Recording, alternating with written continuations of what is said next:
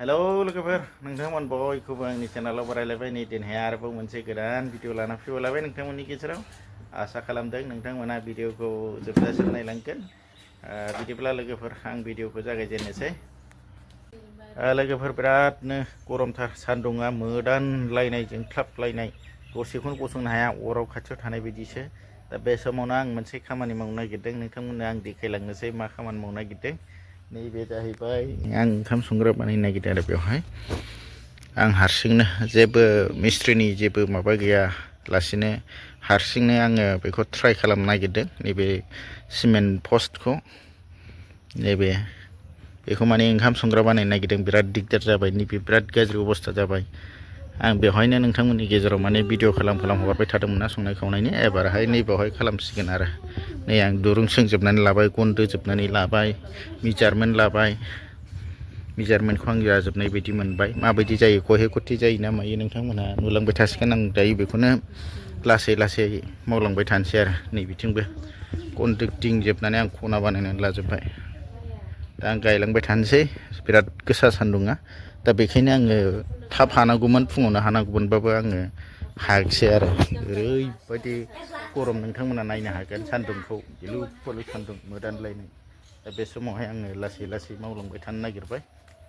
फुङावनो हागौमोन गरमानो माने गारमा रानखांलांनाय ओरैबायदि गरम दा बेखायनो माने आङो जिराय जिरायसो खालामनांदों आरो दाथ' हरसेल' हादों हाखराबो दा आङो जिराय माने जावलांबाय थानोसै आरो नोंथांमोनहा नायलांबाय थाबानो जाबाय माबायदि जादों जोङो कमेन्टआव बुंहरबानो जाबाय आरो बालि पत्थर डालना चाहिए यहाँ ताकि वो आ जाए लावर'नो दै माबा खालाम दा मेजारमेन्टआ थानाय नङा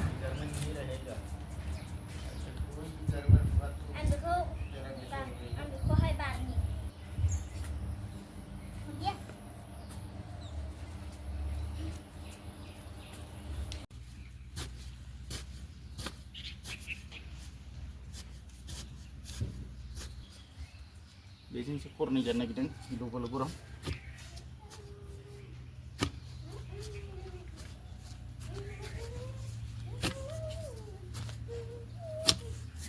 न' सुनायनि फर्मुलायाबा जादोंना जायाखैथाय गोजौ गाहाय जादों जायाखै बेखौ उनावसो मिथिसिगोन जाहैबाय आयौ आदै अमा हमथानो हाया मानिखौ नुनाय लाखादों दा चाइनानि मिस्ट्रि गोजासो बैजिङाव मावनानै सार्टिफिकेट मोनबोनाय चाइनानि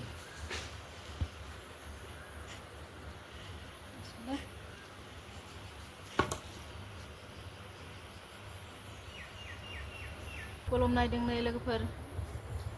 सिदा खेंख्रा खारदोंना मादों खुन्थाया बेखौ नायदों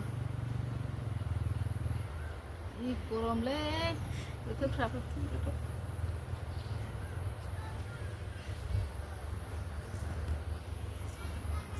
चाइनानिसो मिस्ट्रियाबो बैजिङाव मावनानै गिदिर गिदिर बैजिङाव बिल्डिं बानायना फैनाय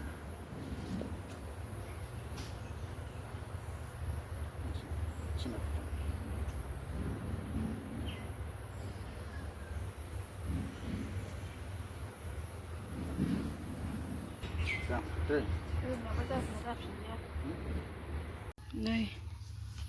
खुन्था थंनै गायखांबाय आरोना नै दा थंसेनि जावबावदों आरो हरै थंथाम